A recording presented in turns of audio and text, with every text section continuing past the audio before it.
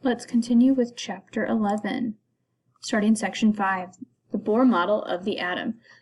Well, the Bohr model has quantized energy levels, and the electrons move in a circular orbit. All right, here we have our nucleus, and these purple lines represent the orbit of the electron. And Bohr thought that these electrons traveled this same path all the time, and that electrons jump between levels by absorbing or emitting a photon of a particular wavelength. Bohr's model of the atom was incorrect. Electrons do not move in a circular orbit. The wave mechanical model of the atom. This model contains orbitals, which sound like orbits, but they're not quite the same thing. These orbitals are where you have a high probability of finding an electron within a certain space. This model gives no information about when the electron occupies a certain point or how it moves. Orbitals do not have sharp boundaries. Chemists arbitrarily define an orbital size as the sphere that contains 90% of the total electron probability. So these orbitals are just where there's a very high probability of finding an electron. Hydrogen energy levels. Hydrogen has discrete energy levels called principal energy levels. They are labeled with whole numbers. N1 is our lowest energy level, N4 is our highest. Each principal energy level is divided into sub-levels labeled with numbers and letters, and they indicate the shape of the orbital. So our first level is principal level 1, and it only has a 2 or a 1s. Our second principal level has two sub-levels. All right, it has 2s and 2p. Our third level has S, P, and D, and our fourth level has S, P, D, and F levels. So here is what our principal level 1 looks like, and our principal level 2 has this second sphere along with this orbital, and this orbital. Orbital labels. The number tells the principal energy level, and the letter tells its shape. The letter S means spherical. The letter P means two-lobed orbital. The X, Y, or Z subscript on the P orbital tells you along which of the coordinate axes the two lobes lie. So X is along the X-axis, the Y is along the Y-axis, and the Z is on the Z-axis. Hydrogen orbitals. Why does a hydrogen atom have so many orbitals and only one electron? Well, an orbital is a potential space for an electron, all right? And it has lots of places that it wants to go. Atoms can have many potential orbitals. So the electron that a hydrogen atom has can get excited and be in any of those energy levels. Atoms beyond hydrogen. The Bohr model was discarded because it does not apply to all atoms. It worked well for the first few, maybe 15 to 18 elements on the periodic table, but once we started looking at transition metals, it kind of just fell apart. It didn't work anymore. Atoms beyond hydrogen have an equal number of protons and electrons and need more property to determine how the electrons are arranged. And these electrons spin like a top. So we are going to talk about the Pauli exclusion principle. An atomic orbital can hold a max of 2 electrons, and those 2 electrons must have opposite spin. So if one is spinning up, the other one has to be spinning down. Principal components of the wave mechanical model of the atom. Atoms have a series of energy levels called principal energy levels, which are designated with whole numbers 1, 2, 3, 4, and so on. The energy of the level increases as the value of N increases, so electrons in higher energy levels have more energy. Each principal energy level contains one or more types of orbitals called sublevels.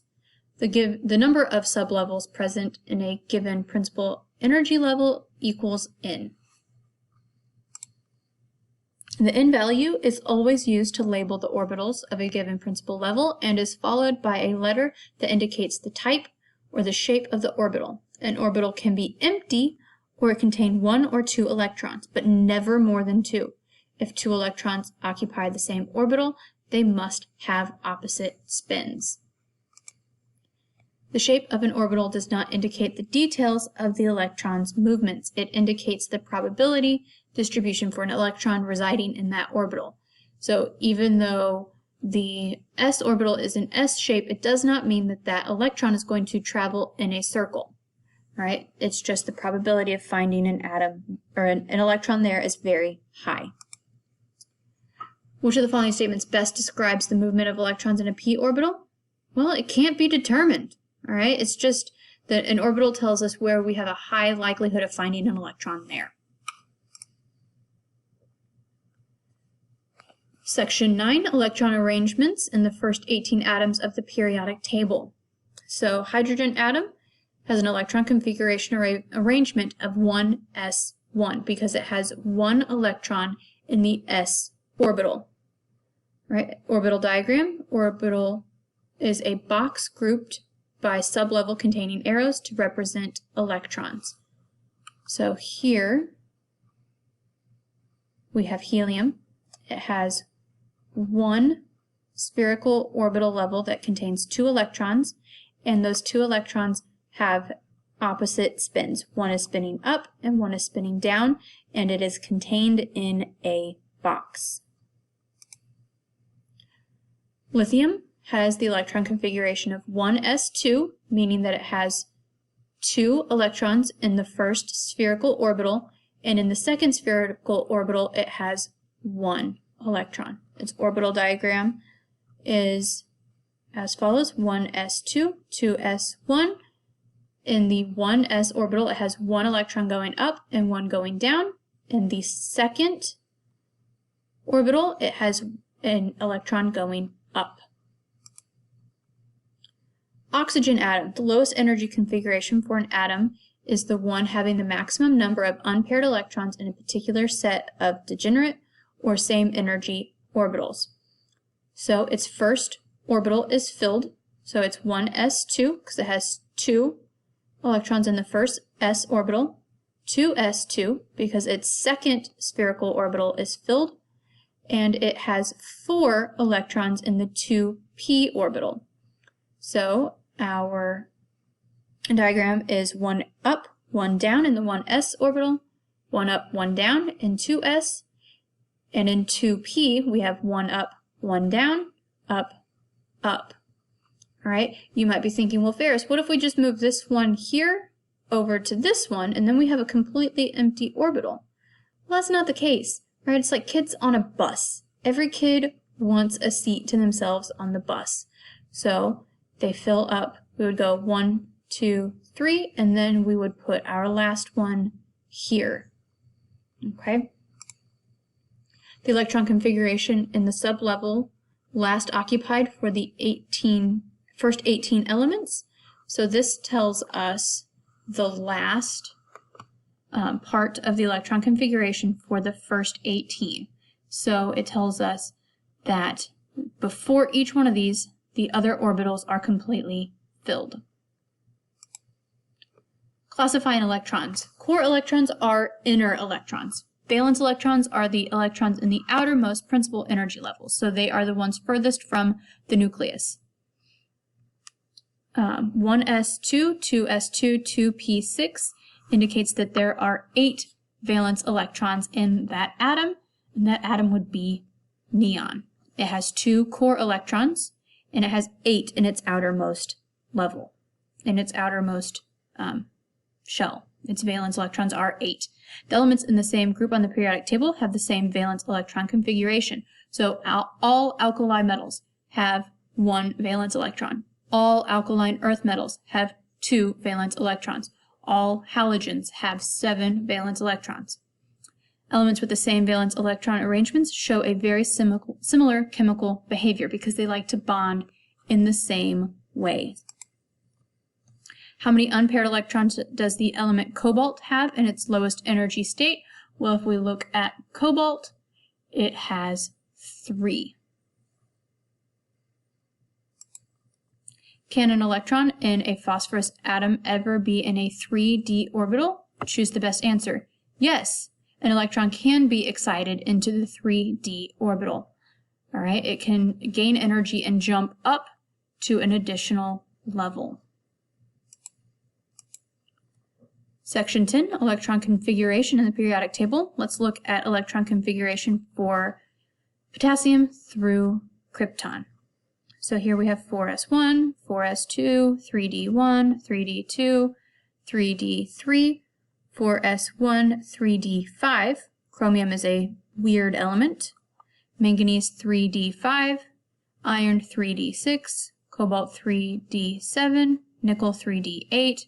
Copper is also a weird one, 4s1, 3d10, zinc 3d10, Ga 4p1, Ge 4p2, As 4p3, Se 4p4, Br 4p5, and Cr 4p6.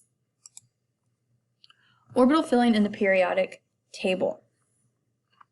All right, so you'll notice that when we get to the transition metals, we have 4s, but then we go to 3d. What's that about?